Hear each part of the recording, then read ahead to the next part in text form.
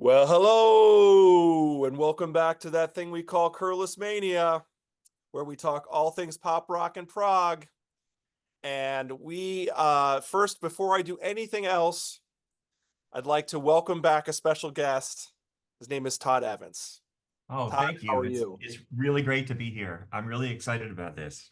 Yes, absolutely. No, I was kind of trying to figure out a way to bring. I'm like, Todd, we gotta do this again because it's always really enjoyable when you're on the channel. So we are trying to Thanks. figure out something a little bit different, maybe a little different than usual. So we thought, for some reason, we had a couple ideas, and one thing that came up was XTC Skylarking, and we both thought, well, what a great record, and there's so much to this record that we thought, well, we can't really do a battle. I think we just need to do an album study. So, For you me, it know, would win every battle, so I that's probably a good idea. maybe that was the conclusion we came to. It would be the winner of any battle that happened with XTC and a lot of people would feel that way, by the way. There's a lot of people that would put this at very top of the heap, which totally understandable. Um, there are a lot of XTC fans that get these, the weird picks like, oh, I love Big Express, or, there's certain people that love certain albums. I did a show on the Contrarians about with Martin about and some other people, a whole panel about Nonesuch, and in preparation for that show, my ranking of Nonesuch went way, way, way up, and Yeah. so Yeah. so I consider that one really close to the top too. So. Yes. It's funny because when I first heard Nonsuch, we're already getting off on a tangent, but when I first heard Nonsuch, I remember being kind of disappointed with it. I didn't think it was that great. I was like, oh, it's okay. It kind of seems kind of vanilla to me or something. I don't know. When I heard Peter Pumpkinhead, and I was like, oh, that's okay. And then I don't know it, but it grew on me. I mean, it was a Yeah, grower. It's one of those yeah, albums, it's you it's in know? the details for Yeah. that album. That's where all the greatness is in the Yeah, it's details. so well crafted. It's such, Yeah, these guys are such craftsmen, and they really became amazing craftsmen by the time of Nonsuch, you yeah, know. And even by the time you think you're kind of late in the record, there's such stuff like Omnibus, and there's all yeah, these, these songs that like all of a sudden hit you. You're like, whoa, that's a great song. yeah. Um, but anyway, so we are here to talk about another album though, and that is XTC Skylarking. Skylarking. And that is their ninth record. I'm going to do a quick backstory on this record because it kind of, Todd and I were talking earlier that there is some backstory that needs to be discussed because it kind of influences where this record goes and how it's made and why. So essentially, it's their ninth record, so it's pretty deep in their catalog. It was released October 27th, 1986, on Virgin in the UK and Geffen in the US. It got to number 90 in the UK when it was first released. When it was first released, it was sort of quiet. It was sort of some indifference about this record when it first came out. Um, but it became a college radio hit in the United States, which we'll talk more about later. Um, so their two previous LPs, Mummer, which I believe is 83 or 84, I'm not sure, and maybe it's 84, I think it's 83. 83, and then Big Express was 84 or Yeah, 85. I think so. Yeah. Yeah, so those we're really well, schooled here. But it's those two records, were expensive to make and really didn't sell very well.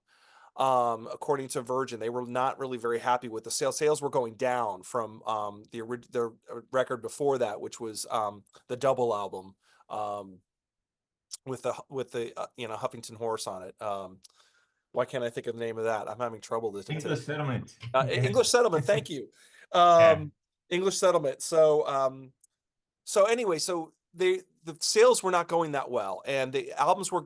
I think the quote from Jeremy Lascella said at Virgin, he said their albums are costing more and selling less. And it was the last two records particularly, and then they had stopped touring as well, right? So in the middle of the English Settlement tour, Andy decided he was done. He didn't want to tour anymore. And I'm sure that news didn't go down well with the record company, of course, because that's one of the main reasons, main, promotional tasks is touring, right? So when you say you don't want Yeah. to tour anymore, you're basically saying, I don't want to tour behind the album. Okay, well then we don't really want to promote it either. And that's why they You gave know? them a list of producers to pick from when they picked Todd Rundgren, because because Virgin, not Geffen, Virgin said that they didn't trust Andy Partridge to produce, because they thought they would end up with another expensive album that doesn't sell. And Right, so exactly, and you know, exactly. that sounds like Suits meddling in their business, but honestly, it was a really good decision. So Yes, absolutely. Um, so the other side note that we have to talk about as well is the fact that they, in the middle of all of this, they did this kind of jokey spoof called the Dukes of Stratosphere. Um, they made an album, um, an EP called 25 O'Clock, which was 6 songs. And the story goes that they were Andy was with John Leckie, and they were producing another artist, and apparently they offended the artist, and she bailed. She said, "I don't want to work with you guys," and because you're just, she was a religious person, and she said, "You guys are just not." You're not in the mindset that I need to work with. You know, you forget, I'm out. So they had this studio booked, and they basically said, well, we've got all this time. Why don't we do that thing that I was thinking about a while ago, which is do a 60s spoof. It would be fun to do. And so they did. They took the studio time and called the band in, and they did this spoof of this band that, you know, they tried to act like it was this lost 60s band, and they didn't say it was XTC, and they put it out, and I guess Virgin loved it, and they put it out and people bought it. It's outsold the last 2 albums they had done. So they yeah, did this kind of joke thing that outsold what their regular band was doing.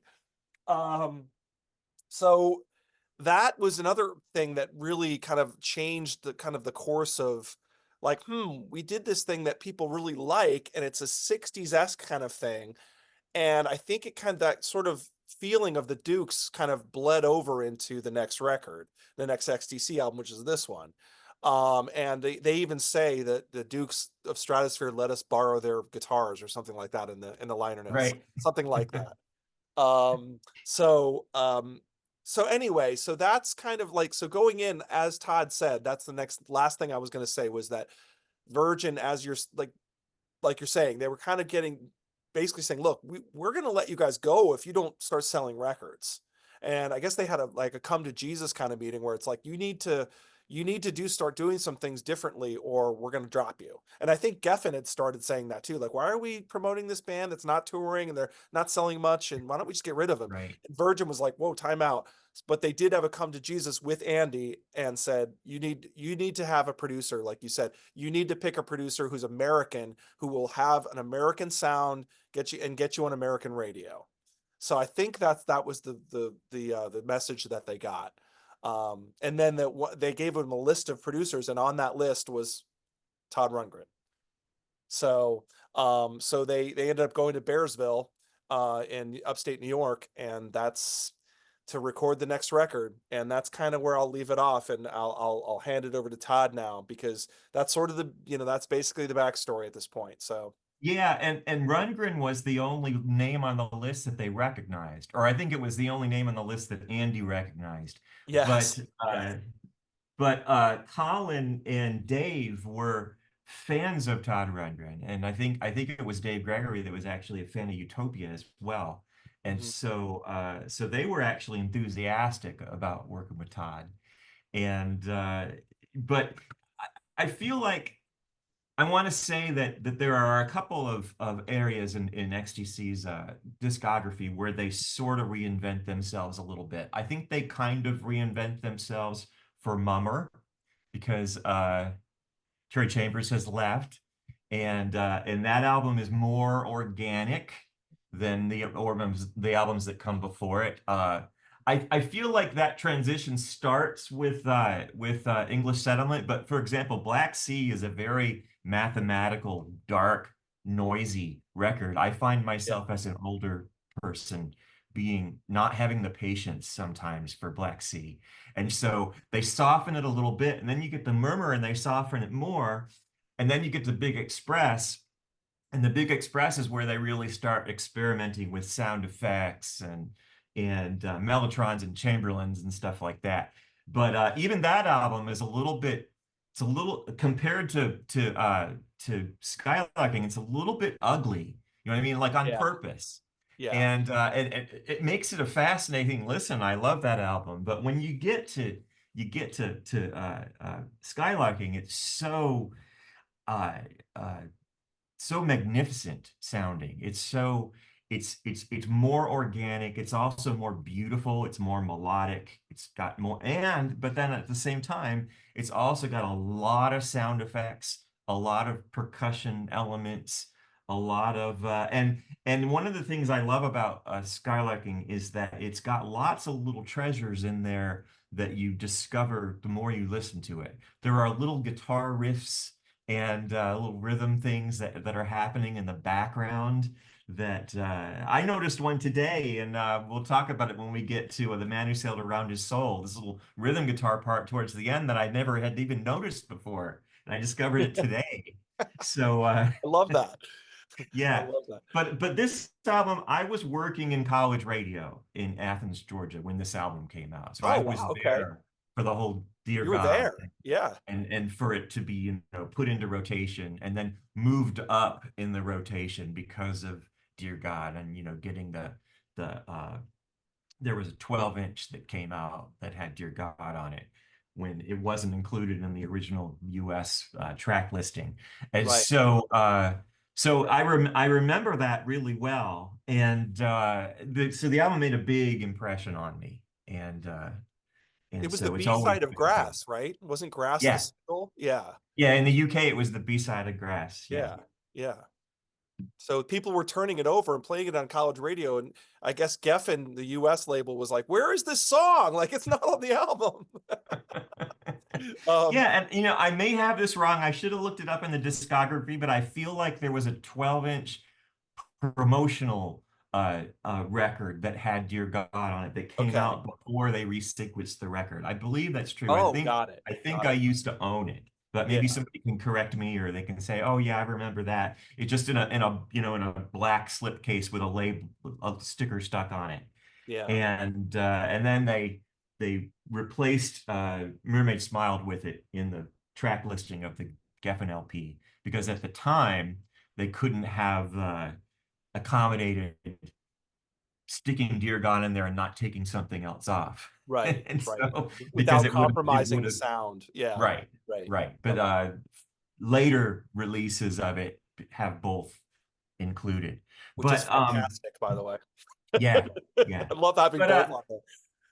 I'll I want to talk a lot about Todd Rundgren's production and some of the sounds in this record, but I'll do that when we go through the songs because Perfect. there Perfect. are certain things about it that I think are very unique, but also there are things about it that sound like previous Rundgren productions. So Yes, mainly the drums, and we'll talk about that. indeed. Yes. Yes.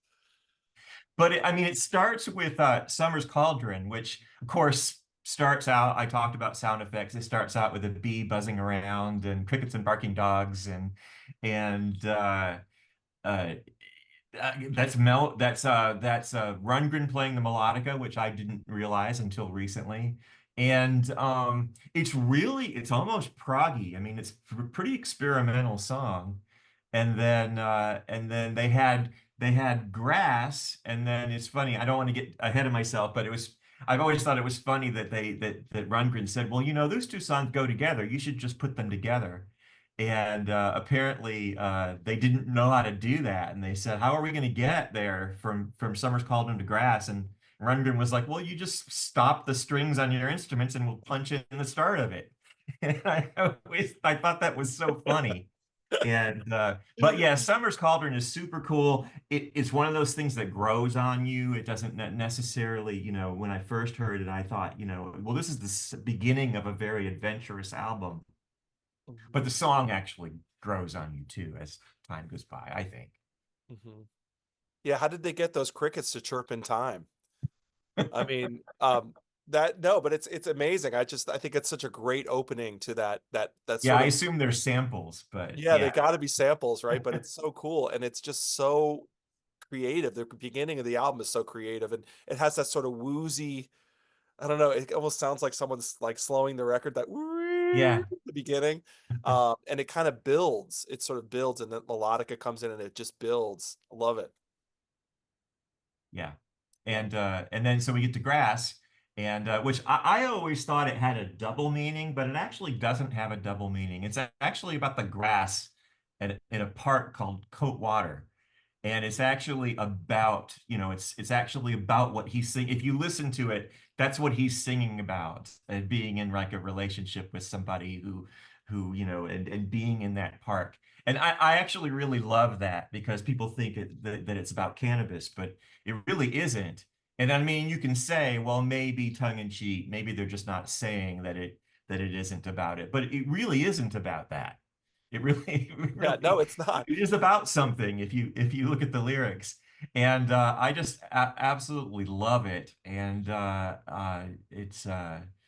it's always been one of my favorites. But the thing that I love the most about it is how the segue between Summer's Cauldron and Grass. And Mhm. because I've always liked those kinds of transitions. And so Yeah. definitely Todd's idea to do that. Hmm. Yeah. Yeah. No, grass for me as well. Is very like that. The whole like those violins that kind Mhm. of. I just love that sort of like it's almost like Beatles-esque, like How Do Yeah, You Sleep or Strawberry Fields or something. It's got that sort of and this album you can kind of feel with these first two songs, you kind of feel that they're like letting go. They're like doing whatever they want. Like it's not mhm. there's no rules on this album, and Rundgren's probably encouraging that. Yeah, Uh, you know what I mean? And you're right. I mean, you listen to the words on Grass, and he talks about over and over we flatten the clover. I mean, it's yeah, yeah, it's pretty straightforward as far as well this yeah. the subject matter. But it's you would shock me too with the things we did on Grass. It just I love that's a great and Colin sings it so well. I just love the Yeah. yeah. Yeah, and there are four Collins songs on this record. There's two on each side, which is more than he usually got, and he ended up getting more later on. But that's because Todd picked the songs, Yeah, and yeah, they're yes, perfectly placed, in my opinion. yeah, Collins, yes. and Should we tell that story since we just brought it up? I mean, basically, he listened to the demos. They sent him tons of demos for this album, and I guess he took the reins immediately and basically made an album of the demos and made like even like a cover artwork or something with called Day Passes or a yeah, day or something. And yeah. basically gave it back to the band, like, here's the album. And they were like, whoa, what? Like, we haven't even had a conversation with this guy yet. He's already had the albums, like, already Yeah, mapped and I out. think everybody but Andy thought that was cool. But Andy was like, "Who the hell is this guy? He's already decided the sequencing. What the hell is that?" What is But going yeah, on here? Yeah, it's just crazy. Yeah, but he saw something in it. He saw the idea of it as a song cycle about a day passing or a year passing or time passing, and yeah. decided to make something out of it. And I think that's pretty And cool. to your point, Colin was like, wow, four of my songs are on here. Like, he was like, oh my Right. God, I should only get two. Yeah. Yeah, So, there's one in particular that I really want to focus on as being the best one and probably the best Collins song, but we'll get there eventually. But and then you got the meeting place, and the thing that has always been the thing that strikes me about the meeting place is the drum sound because it is almost Bill Bruford. It is almost that same kind of kind of a sound with yes. a little more bottom on it. Right, And right. I absolutely loved it. I've always loved it. And for the most part on this album, I feel like the drums have the Todd Rundgren sound. And I always think of this album, this Spurs album. Yes. And so when you get to like Earn Enough for Us and stuff like that, it basically sounds like Forever Now and Present Gas and stuff like Yes. that. Not the songs, but the way the drums sound. He definitely had a, you could also look at Cheap Trick Next Position Please for a Yes. similar drum sound to Mhm. that. So He to definitely me, had a when I drum heard it, I approach was like, for oh, Todd sure. Rundgren. Yeah, he definitely had a drum approach for sure that you Yeah. can hear. Yeah. Yeah. But I think that's a really I think the meeting place is a great song. I like that it's kind of light after the first two songs are kind of not heavy, but you know they're you really got to really work at it when you first hear them, and then you get to the meeting place and it's a little bit lighter. But I thought that it was interesting that that they that well, first off, I wanted to say that I read this book in the 90s. I think it came out in 94 or 95 or something like that. It's called Chalk Hills and Children. I think it's one of the first books biographies about XTC. And they told this story about Andy remembering that Todd Rundgren picked him up from the airport in New York, and they were driving to Bearsville Studios, and they stopped in a music store, and and if I get this wrong, I tried to find this on the internet. I don't have that book anymore, but I tried to find this on the internet. I couldn't find the story on the internet, but they stopped in a music store, and Annie didn't know why they were doing that. And Todd Rundgren bought a broken Prophet 10, and Andy Partridge was like, "Why are you buying that? It's broken." And Todd Rundgren was like, "Well, I can fix it." And they go home, and when they get to Bearsville Studios, the first thing Rundgren does he goes and gets a screwdriver and he's opening up this Prophet 10. And he doesn't even say, can I take your coat? Can I offer you something to drink? He just starts It fixing this starts Prophet working. 10. And I always just thought that was such a funny story. And it sounded so much like, Todd Rundgren. But when you think about, supposedly, well, not supposedly, Andy Partridge has said that they disagreed a lot over things, and that they argued in the studio. And Didn't he say like I'm going to be here at the end of the record or something? Like you're not well driving me well out or something. well they're so headstrong. And when you listen to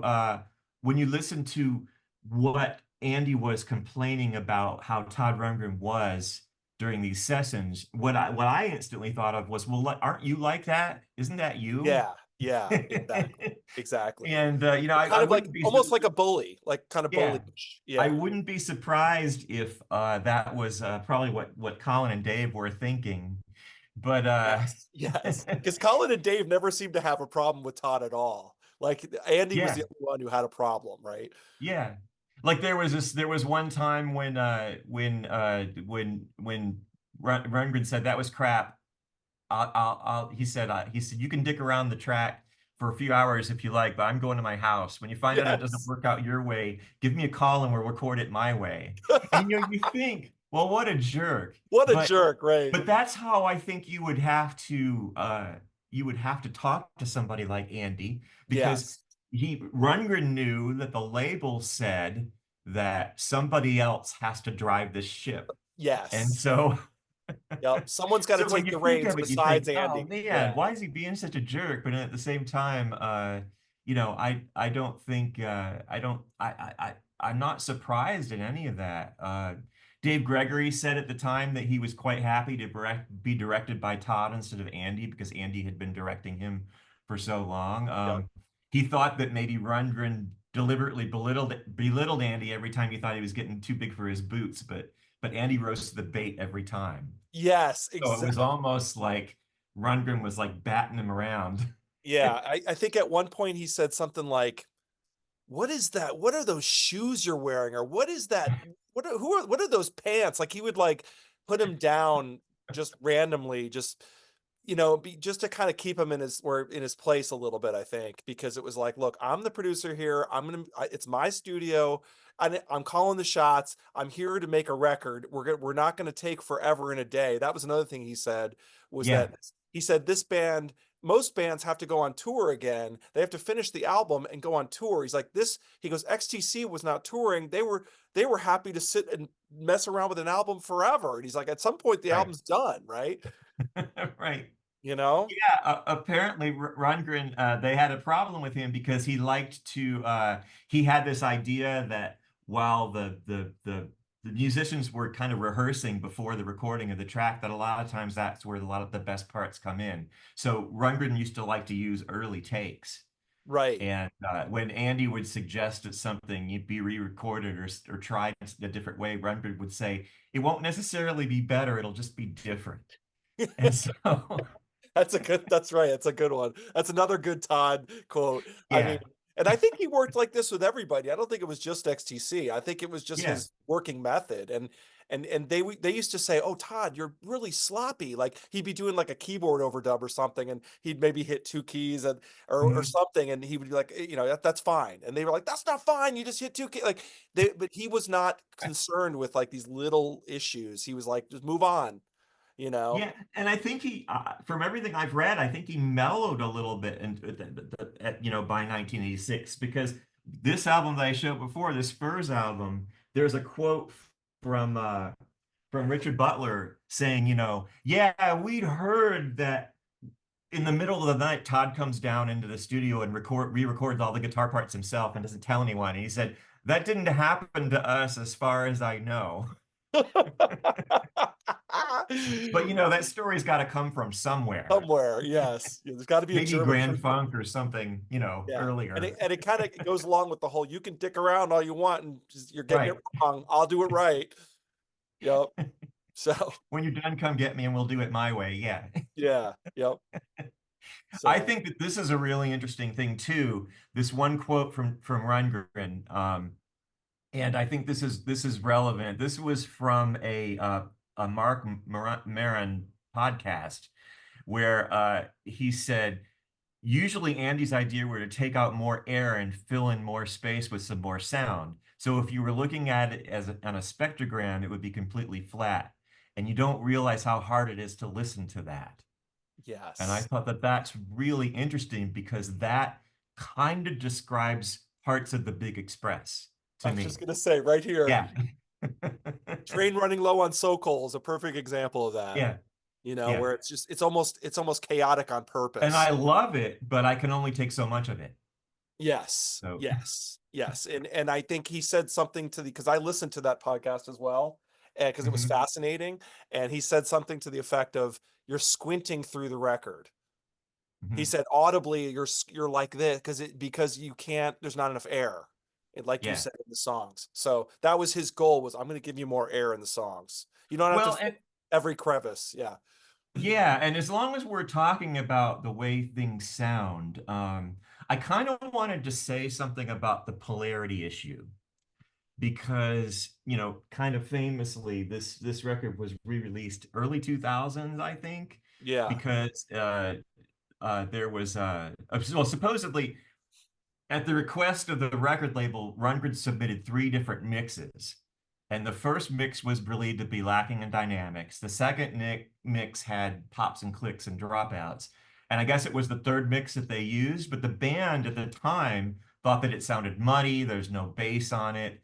The highs are rolled off and that it was badly recorded. And I have never thought this about this album. I haven't I have either. never listened to this album and thought that it didn't sound good, which I think is interesting. And then decades later, the band softened. Actually, it was just like a couple years later that the band started, saying more complimentary things about the way it sounds. But apparently, a mastering engineer, this guy named John Dent, discovered in 2010 that there was an error between a wiring error between the multi-track recording and the mixing machines. And they were able to correct it. And so every master after 2010 has had the corrected polarity. And then there's that whole, there's a CD of it's called Corrected Polarity, and it's got, the original album artwork on it, and which they had decided not to use. And Rundgren's quote about that is, I think it's total bullshit, but if such a thing existed, it's because they changed the running order on it and they had to remaster it, which I had nothing to do with. That's interesting because Rundgren Yes. says, well, maybe when they took that, Mermaid Smiled off and put Dear God on, maybe that's when they messed it up. But Yeah. that would mean, you know, like I said, I'm gonna hold this album up again, but to me that this album sounds like this album. And does that mean that this one is reverse polarity and needs to be fixed? You know what I mean? Yeah, I mean, I always thought that was disrespectful towards Rundgren to think, well, he was such a slob that he couldn't the wiring was just a mess and he didn't even notice that everything's out of phase. I always just thought, you know what? I'm not sure about that.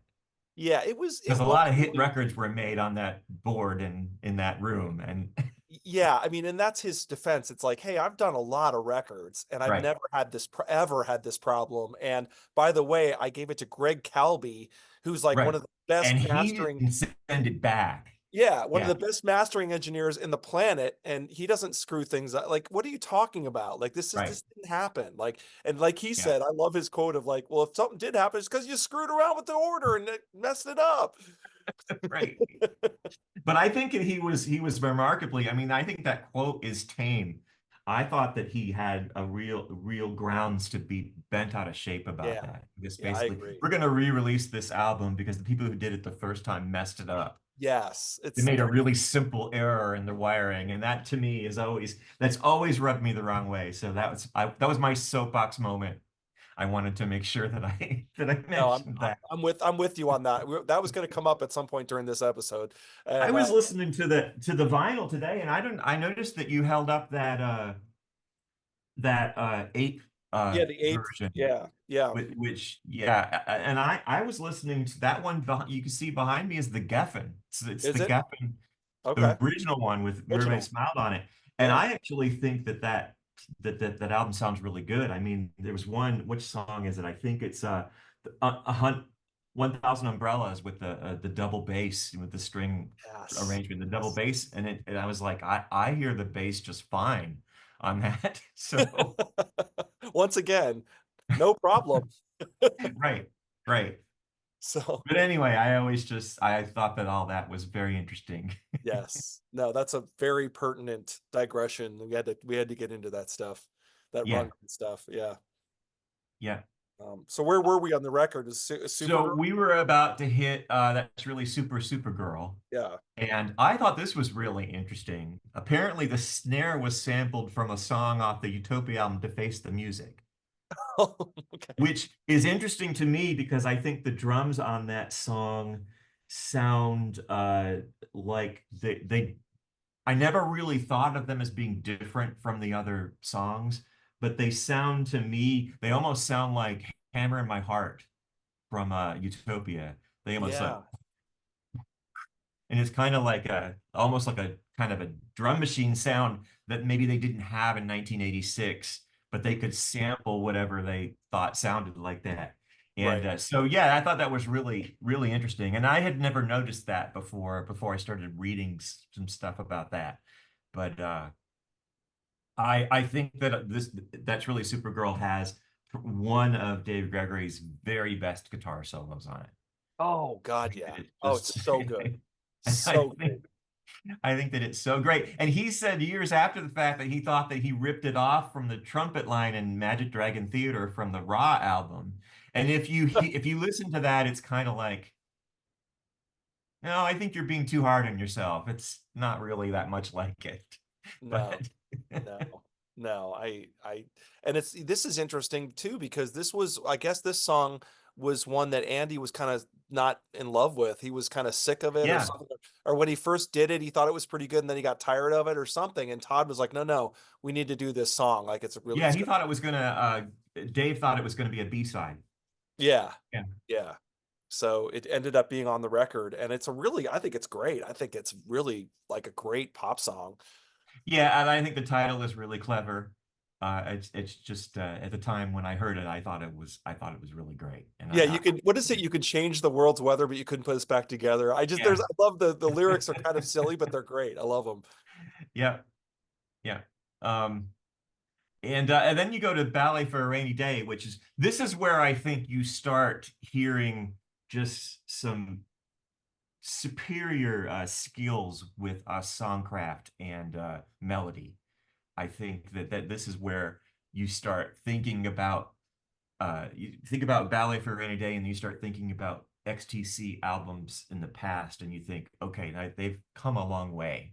Yeah, Um, yeah, yeah, I uh, I think that it's just brilliant. I think it's absolutely beautiful. I think that the string arrangement is fantastic and uh I apparently the line tickets for the front row seats up on the rooftops is an homage to the Blue Nile's Walk Across the Rooftops, which is amazing to me that that they would but then when you think about it, not really all that amazing at all that they would like something like that. You know, Yeah. I just think that I just think it's totally sublime. I just love Valley for a Rainy Day. Oh God, I And do too. I do too. I love it. And I think Andy's vocal is fantastic. I do too. You know, when he Yeah. goes up the rainy day, that just Yeah. is so he does a great job, Yeah.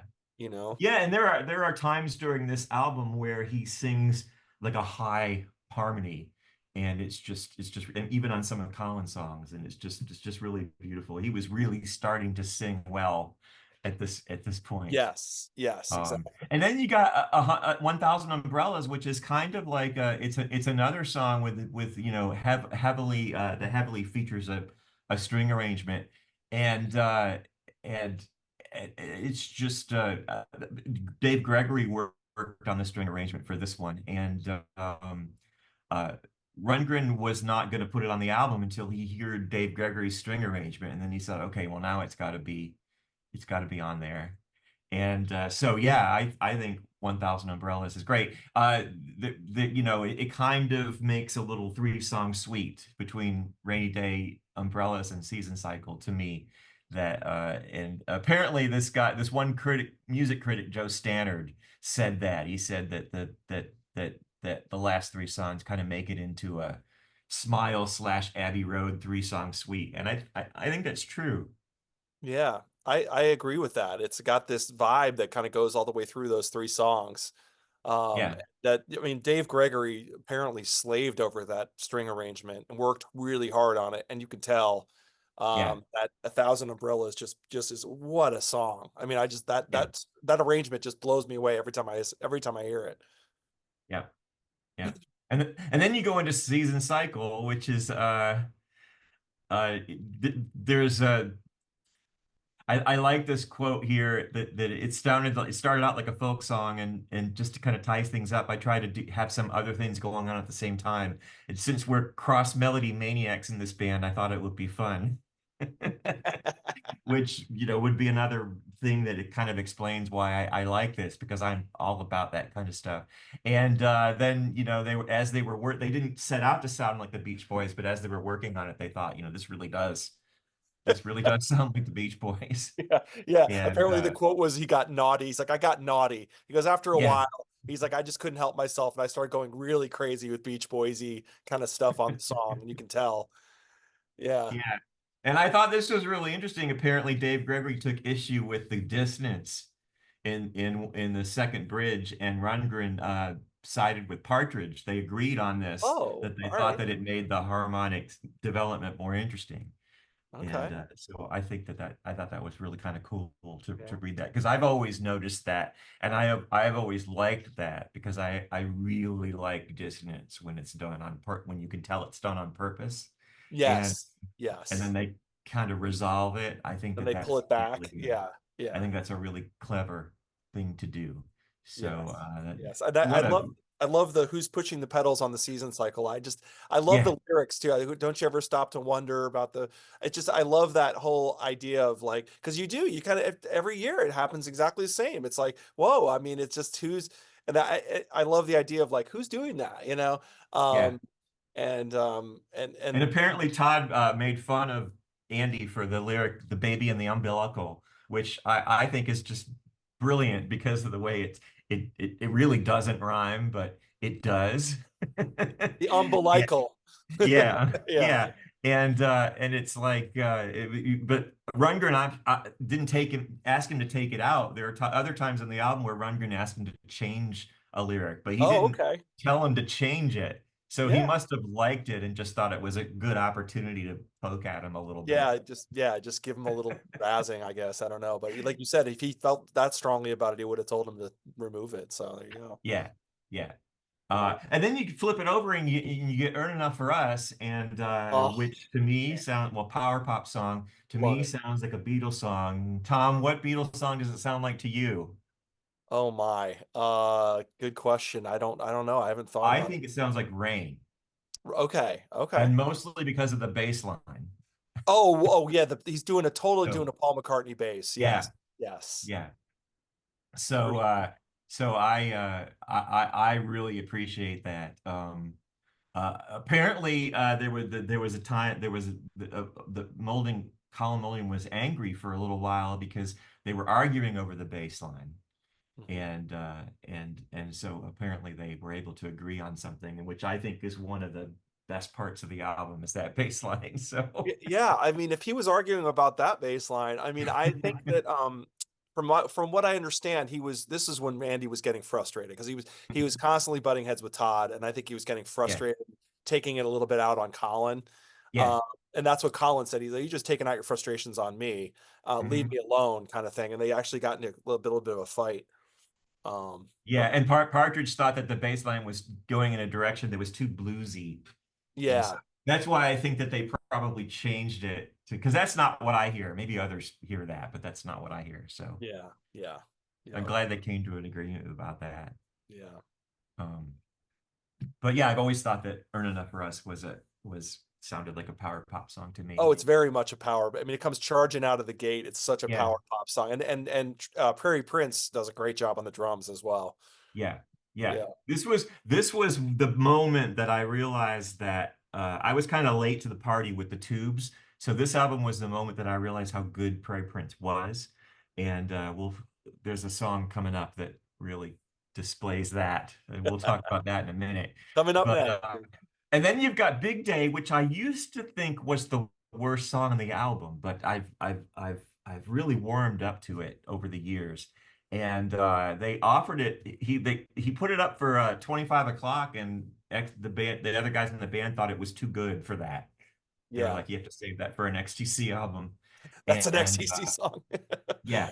And Yeah, so, I've always I thought I used to think that was the worst song on the album. I used to thought it kind of everything kind of grinded to a halt for a little while and then picked back up afterwards. But I don't think that anymore. It just took me a while to warm up to that one. Some of Colin's songs can be like that. I had a huge what is the song on Non Such? Is it Omnibus? the One of, one I never liked was Bungalow. oh, that's the one. There are two that I Bungalow. didn't like, and Yeah, Bungalow was the one I really didn't like. yeah. I still don't like that one much, but Yeah, that's probably if there was going to be one left that I still hadn't made my peace with, it's probably that one. mhm. Yes, But so occasionally, I actually think that on a lot of albums, Colin songs can be one of the highlights. I think King for a Day is the biggest highlight on this album that comes after this. yes, So, yeah. So I don't want to make it sound like I'm being hard on Colin's songs, not at all. And you'll find that out when we get to the last song. But yes, yes, and I'll yes. try to hold my composure when I talk about that because I may tear up. But uh Yeah. Another Satellite is a great song too. That one's really just makes a great atmosphere and Mhm. just it's just really creates a landscape in your head of you really it's really easy song to dive into and get lost in. But Yeah, and it's apparently about Erica Wexler, who he ended up marrying later. yeah, Yeah, so I don't need another satellite because I remember wondering what is this song about, and you know, yeah, and you realize when you put it together that it's about her, that she was, we're gonna spend another year orbiting each other, but we're never gonna right. yeah, something like that, and you're like, well, okay, now I get it. So Yeah, and then I think it's interesting that in one of the books they talk about that apparently Seagull Screaming Kiss Her and You're the Wish You Are I Had are also about Erica Wexler. And when you yes, think about that, you go, oh, okay, wow, I'm starting to get the picture here. wow, three songs about another woman while he was married. Yeah, but I mean, it's touching, I think. I mean, Yes. I, Oh I yeah. really do think it is They because, ended up together. So yeah. right, right. Yeah. But so then on the original configuration of the album, you get to Mermaid Smiled. And I always thought that Mermaid Smiled sounded like, and actually the song after it as well, The Man Who Sailed Around His Soul, sounded like something that was almost too good for them to do. Like when I heard both of these songs, I thought this. I knew XTC was good, but I didn't think they were this good.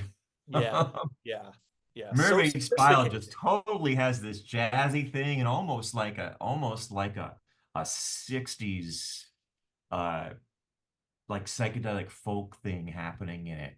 And I just think Mermaid Smile is just sensational. It's always been a favorite of mine, and you know, it's too bad that they decided that that was what had to go to Right. fit Dear God in. But Dear Yeah. God also sits pretty well in that spot on the album. And Yes, it so does. I can remember thinking, oh, I don't know how I'm gonna like this album without Mermaid Smiled in it. And then I heard it and I thought, oh, okay, well that also works pretty good. Apparently, uh, uh, uh, Andy thought that he might take Dying off, and then he changed his mind and he thought that's kind of important. So I think that's too important to take off. Yeah. So Yeah. they decided to replace Dear God with that. But do you want to talk about Dear God next, since this is where it goes? Kind of. Sure, sure. Yeah. I mean, well, I was gonna say one thing before I forget to say it is that another satellite, that was another time where Todd and Andy were really like this because Andy really wanted to do another satellite, and apparently that wasn't one that Todd had picked. Oh, He said it didn't fit. It didn't fit in the his concept or of the record. Um, and it's just I interesting, can see that. you know. It's sort of, you know, lyrically it sort of doesn't, but Yeah. I'm glad that they picked it anyway. Yeah, I'm glad they did it. I mean, it's interesting though because you know I could see that too that it didn't really quite fit with his concept of it. But it's just funny because it really is kind of like a passive aggressive way of basically saying I don't really like that song. Like I don't want it to be on the album, essentially. Right. Um, whereas Andy, and I guess Andy really insisted on that to be on the record. That's one Andy one, I guess. Yeah, he won that one. So, but Well, I'm you know, sure you you. can do that. There are countless examples of concept albums or even albums that are just, you know, kind of roughly conceptual, where you can have a song that doesn't go, but it's actually in there almost like a palate cleanser, almost Yeah, like, okay, we're going to take a break from this and do something different and we'll jump back into it. And yeah. so Oh it no, works I love it. I mean, I in again, that way. there's really not a bad track on this album. There really isn't. Even the ones that got kicked off, I love. Yeah. So, so the Dear God saga. I mean, we can basically tell this. We told a little bit of the story. I mean, essentially, um, it was on there. It was on the original. It was part of Todd's original concept. He loved the song. They did it. But like at the last minute, I guess Andy went back with the final mixes to Virgin and was talking to their A&R guy, and basically he said, I don't know if this song was a success because he was worried about. There's a couple things he was worried about the religious lyrics. He felt that he had tackled a huge topic. His quote was, "I could have done a 6 album box set on religion, you know, on the Right. idea of religion and why do people believe in God and why, you know, and why do some people believe and some people don't." And he said, I can't do it in 3 minutes. It's impossible. I did my best, but I failed. Right. So that was his kind of take on it. Yeah, and I couldn't find it in researching for this show, but I have heard that Andy had said that he was afraid that it didn't go far enough, Right. that it wasn't like he wanted to actually say more, and he felt like he didn't get to say some of the things that he Wow. really wanted to say. That's pretty And so, impressive because it's pretty yeah, hard hitting. I mean, if you look I lyric, could be wrong about that, but I feel like I've read that before. it could be very true. And because he But felt that, before he had that second thoughts about it, when he was like doing it, he yeah, wasn't sure. yeah. But Yeah, it's so interesting. Anyway, he somehow he felt that it was a failure. He didn't want it. He just didn't think he did a good job with it or whatever. And so, and I get the A&R guy at Virgin said, "Yeah, and I hate that annoying kid at the beginning." So he apparently hated kids on records or something. So he said, uh-huh. "Yeah, I agree with you. Let's kick that song off." You And know, you know, sometimes that's me. Sometimes I think that when right. there's a child on a record. Circus of But Heaven. in this case, yeah, in this case, you have to think about what the child is saying, and also that it's uh it's not obviously a boy or obviously a girl when you first Yes. hear it. You can't And tell. so Can't really tell. for me, this is like the absolute best version of having child sing part of a song. The Right. absolute best that I've ever heard because of the subject matter. Yeah. And I mean, and especially if you think about the video, the way that the child is enunciating those words, and there's like a fire in his eyes, and it's like really it's really effective to me. And And the so, fact that when you start, religion starts with kids, right? So it's kind of right, like, when you this is what you're going to believe. I know you're only 10 years old or 9 years old. This is what you right. believe, you know. So it's, I thought, yeah, I mean, it's effective. I think it's a great song. And Todd apparently called and said, this is he said, I don't do this. He said, I usually don't do this, but I actually picked up the phone and said, this is a mistake. You Yeah. shouldn't take that song off. And Hmm. they didn't listen to him. They did it anyway. So Yeah. And yeah. then he was vindicated. Yes, But exactly. you know, it's funny because another thing about this song is, and I think that this might be why some people struggle with it. The melody is very chromatic. It's like there are half steps in it. Like when he says the price of beer, it's just like one half step higher. And Yeah. so it's sung right, but it almost sounds dissonant, but it's not. The melody is very sophisticated in this song. Yeah. Yeah. And that makes me wonder if maybe some people heard it and it rubbed them the wrong way because they didn't know how to take it.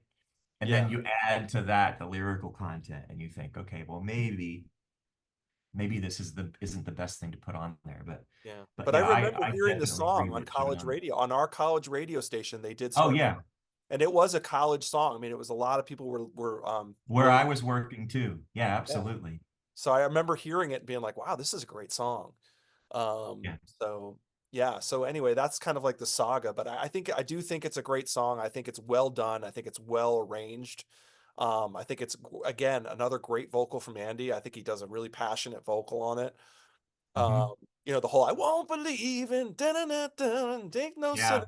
Yeah. Really very passionate, and I think people Well, responded. and when you think about how it ends, I think that if I was working on something like that, like if I was Todd Rundgren and I was working on something like that, and I heard how it turned out, especially at the end where the child comes back for a reprise, and I found out that it was going to get cut, I think I'd be upset too. I Yeah, would be like, no, did you yeah. listen to that? It's Like, magical. How what are you can you cut talking it? about? It's That's one of the those hit. things that you go for and never happens sometimes. And then Right. you have this perfect moment. And Yeah.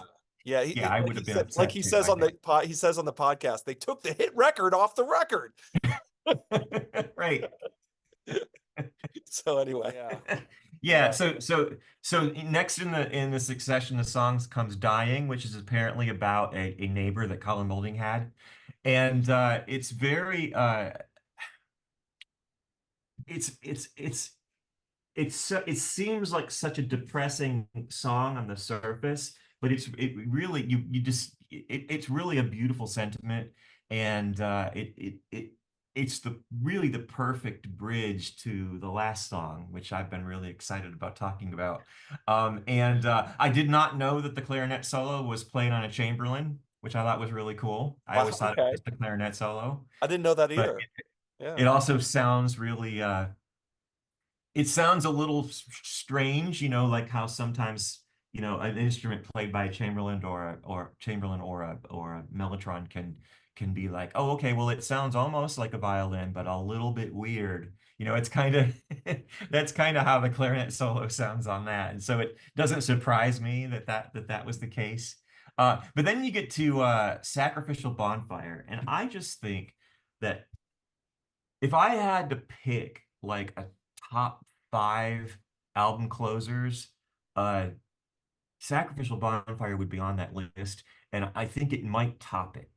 Yeah. Um, Yeah. I think that the string arrangement at the beginning of the second verse is one of the most beautiful things ever committed to tape.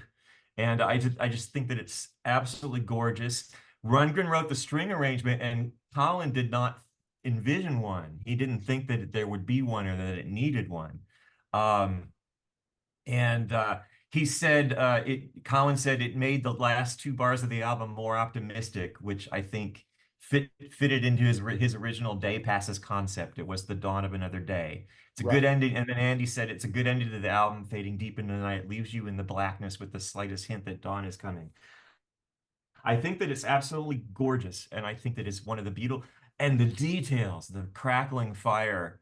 I just remember, I mean, 1986, I was 22 years old, and I just can remember just being absolutely stunned that they came up with something like that. It's so gorgeous, and it puts you in the place of the song so well. When I was in college, I had a friend who I worked at the radio station with, and he was an artist and he liked to do like pencil sketches, like these really nostalgic looking pencil sketches. And he made us like a little book of the lyrics for Sacrificial Bonfire. And I know it touched me so deeply that I never forgot it. And his name was Scott Seymour. Hello, Scott. I follow him on Instagram. I should ask him to take pictures of that and send it to me, but I Yes. never forgot it. I just thought it was the most beautiful thing in the world. And it was like, like the fire and all the parts of the lyrics were all like it was like a couple lines at a time. And Oh, that's so cool. I just God, if you're watching, for I want to see that. yeah, I'll Yeah. have to ask him if he can send me that if he still has it. But just for so many reasons, I think Sacrificial Bonfire is just I think it is they did a lot of good music after this album, but I think that that's the absolute peak of XTC. And it's a Collins song.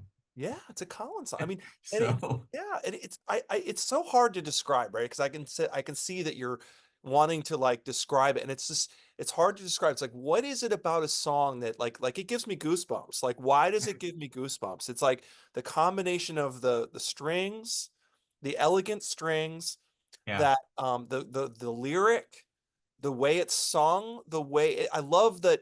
I always have it in my mind when it's doing that do do do do do do do do do do do do do, and it's a very simple song. It's very simple. yeah. There's nothing complicated about it, but it's so evocative. It's so Mhm. evocative that it's what a great, like you said, what an amazing way to end the record. Unbelievable. Yeah, and I was always I eventually made peace with it, but I was always a little bit annoyed when Oranges and Lemons came out, and I thought there wasn't anything on Oranges and Lemons. It's like that, Yeah, and and yeah, so which yeah. is totally unfair to Oranges and Lemons, which is a great album in its own right. But Right. yeah, that was I wanted another one of those. I made a big mistake. I kind of glossed. I got all excited about. I kind of put Men Who Sailed Around His Soul and Mermaid Smile together, and Yeah, then we moved on skipped to over Jukara. man who's the man who's what is I it? have to talk about The Man Man who Who sailed Sailed around Around his His soul. Yeah, Soul, because yeah, that was the moment that I realized the greatness that is Prairie Prince. I think I'm not going to commit to this because I know it's a big leap, but I just want to say that I think that that is my favorite drum performance of anyone. That song. yeah, I think yeah, that it's yeah. absolutely amazing, and it's record. Then this is another reason why I have an issue why I do have an issue with people saying that the album doesn't sound good. I think the drum track on The Man Who Sailed Around His Soul sounds amazing, Hmm. and the great Yeah, thing about it is that it's been remastered a couple of times, and it's not they never. It's one of those things that you can't ruin it. You know what I mean? yeah, It sounds great on every release. However many times this album has been re-released, the Man Who Sailed Around Your Soul always sounds fantastic. And there's oh, what is the name of it? There's an XTC tribute album that came out in the mid '90s, and Ruben Blades does The Man Who Sailed Around His Soul, and even on that version, it sounds because they're trying to make it sound like the XTC version, and even on that version, the drum track is great. yeah, So yeah. yeah, And how incredible is it that I believe that he did that afterwards? Like he played to like a click or something. yeah, Like he played to a click afterwards, after they had recorded everything else. Like that's incredible. yeah, That's so hard to do. That's so difficult. And it's jazzy. It's like this whole dun, dun, dun, dun, dun, dun, dun, dun. I mean, it's just it's and apparently Todd, I mean, Todd came up with that sort of 60s spy film thing. yeah. And He yeah, did the arrangement for it, and apparently Andy really liked it. yeah. Andy was like totally on board with it. Yeah, that's like the And one thing that he praises Todd for. Every time he talks about this album, he praises him to the skies about. He goes, "This guy can arranging ability is incredible." And he said yeah, that the idea that he said he just came up with this. Hey, why don't we do this kind of '60s spy film thing? And Andy was like, "Okay, well, I don't know what you're talking about." He said he came back the next day and he was floored about how awesome it was. uh-huh, Couldn't believe yeah. it. Yeah. I don't think, and people do occasionally talk about this song, but I don't think this song is talked about enough. I No. think, and that might be part of because Dear God is so good that that's why everybody always talks about that instead Right. of this song. But if you're talking about the original version of this album without Dear God on it, The Man Who Sailed Around His Soul and Sacrificial Bonfire are Oh, definitely yeah. the Yeah. I mean, the this go-to album. track. This album is just so deep. It goes there's like you said, it's just XTC at their absolute finest. I mean it, and I think Todd really did was like a midwife. He was like the guy who was like pushing them to greatness. You know, I mean Mhm. okay, maybe they were fighting a lot, but it was like two very talented. I mean, Todd and Andy are both very talented fellows. And Right. to have them together in the studio creating, obviously it created magic, even though Yeah. it was rough. It was a rough ride, but for the listener, nothing but gems, right? Yeah. And they all agree now that Yeah, that's what they it's all agree. Exactly. yeah. I found the quote, and it's kind of a it's a combination of what you said and what I said about Dear God. And apparently it was in an article in Ultimate Classic Rock of all places, that Andy Partridge had said about Dear God. I reluctantly agreed with pulling the song because he thought that he hadn't written a strong enough take on religion. I thought I'd kind of failed. Yeah. And Rundgren had a different feeling, memory. He said that Partridge demanded the song be pulled because he was afraid there'd be repercussions. Yes. And Yes. so, Yeah. Yeah. so yeah, Todd was. I thought Yeah. that was really interesting. It's like they both had complicated feelings about the song. Yes. Yes. They And loved it obviously they both and cared. I mean, they both and because had doubts. Yeah, they both cared about it because Todd, like he said, he usually wouldn't call the record company, but he actually did. He felt that strong that he called. Like, you don't do this, man. That's a great song. Don't do it, you know. yeah. So I thought that was interesting, you know. But Um, as far as how they felt about it later, Andy Partridge said, "I'm not sure when this quote is from. It was from it's pulled from a 2016." He said, "Todd Rundgren, musician and producer Todd Rundgren squeezed the XTC clay into its most complete, connected, cyclical record ever. Not an easy album to make for various reasons, but time has humbled me into thinking that, into admitting that Todd conjured up some of the most magical production and arranging conceivable. A summer's day cooked into one cake." yeah, And so yeah. that was a more recent quote from Andy Partridge about the work that Todd Rundgren did on this, which I think So, is beautiful and sums it up perfectly. yeah, I think it's the time heals thing where it's like I think right after the album was done, apparently he was bad mouthing it. Like you know, apparently when the album was finished, he came home and said, "Oh, this is the worst album we've ever made," or something, because he was just angry. He was just mad, and because you Yeah, know Todd had kind of yeah, taken control where he didn't like that. And but man, it was a great combination because they made an amazing record, and I do think Todd was a fan. I mean, I think begrudgingly so, but I yeah. think he was a fan of the music. You Yeah, know? yeah, and you know, you have to put yourself in Andy's shoes. I mean, that had to have been humiliating for to know that the label said, "We don't trust you. Yeah, Somebody else has to produce because we don't trust you right. because you don't know how to sell albums." Yes. And so then they go to this place in the middle of the woods Middle of that's all nowhere. wires are Yeah. all over everywhere and it's kind of a mess and they're making this record and Rundgren's basically making fun of it, Yeah. pushing his Yeah. buttons. Yeah. And so, Yeah. And he can't leave. He's stuck there, right? He can't go anywhere. right. So it's a tough situation for him too. Like I could see how it would be Yeah. difficult for him. Like and apparently they left. Like they got to the point where they just went, I guess the mixing was starting and they said, "We're going home." Like they were done. Mhm. They wanted to go home. And And then I guess they went back to San Francisco, and I guess that was a better experience when they right. went to San Francisco to have Prairie Prince do the drums. Yes, That's exactly. when they recorded the bass too. Yes, But yes. There you go. I mean, I think that was a little bit more positive of an experience for them. yes, yes. So, I mean, ultimately, what a story. I mean, Yeah, as you can see, Todd and I are just we're diverting between talking about the songs and the story because it's such a amazing story of the making of the album as well. yeah. And I think it has a lot to do with how it turned out. And I mean, the fact that Todd and Andy were just constantly pushing and pulling, I think it really made for great art. And sometimes you hear about that. You hear about albums that were very, very difficult to make. Another one I think of is like apparently Lamb Lies Down on Broadway, but Genesis was a very difficult birth. And that's a Mhm. really, really great album in my opinion. That's one of the best Genesis records. I love it. So, but apparently it was Yeah, Peter all sorts. Gabriel felt under the gun and felt like he couldn't meet the deadlines. I mean, he wasn't finished with the lyrics, and Phil had to help him and all that stuff. And Yeah, when you and read about that, he you left think, the oh, it band doesn't, the and album he didn't left come the out band in the sounding middle of the that way. record. He left and then Yeah. he took off and came back. So it's just it was yeah, there was a lot of fraught stuff going on with that. But yeah, it's another example of like, tough to make but great album kind of thing. So Yeah. so yeah. So I think we touched I mean, unless you have anything more to say, I think we hit it all. No, I did want to say that I don't know if it was your intention for us to rank this album, Oh but this yes. is, everybody always says don't give anything a 10 out of 10. This is one of the very rare exceptions where I will say that I think that this album is a 10. Hmm. I don't think that there's anything wrong with it. I don't think it could have been better. Yeah. And Yeah. so I'm giving it a 10. No, and I don't I'm care what anyone says. I mean, I'm going to concur because I can't.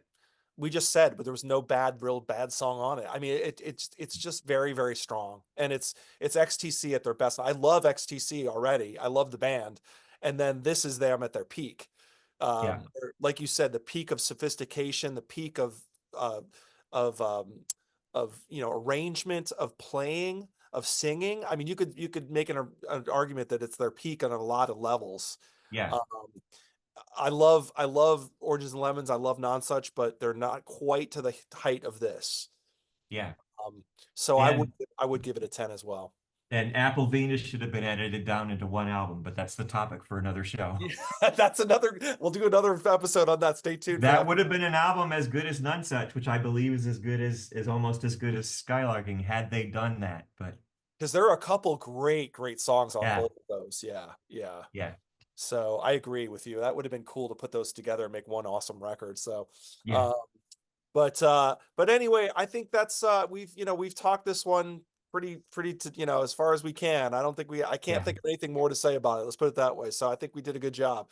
And if you've stuck with us this long, we really appreciate it. We're glad that we got music heads that watch this channel and will want to hear about Skylarking for an hour. So we love that. We love you guys. And if you like the channel and you like what you see, please hit the like button and subscribe. I have to always say that, right? That's a part of the promotion that you have to do, and it helps the channel. It helps the algorithm actually recognize me for once, maybe. So that'd be cool. But thank you, Todd. Thanks for joining me tonight. It was really fun. Thanks. It was a pleasure to be on. I really had a good time. Yeah, it was a lot of. We always have a great time when you're on the channel, so it's always fun. And we'll do it again. But thanks again, everybody, and we will see you next time on Curless Mania. Take care. Bye.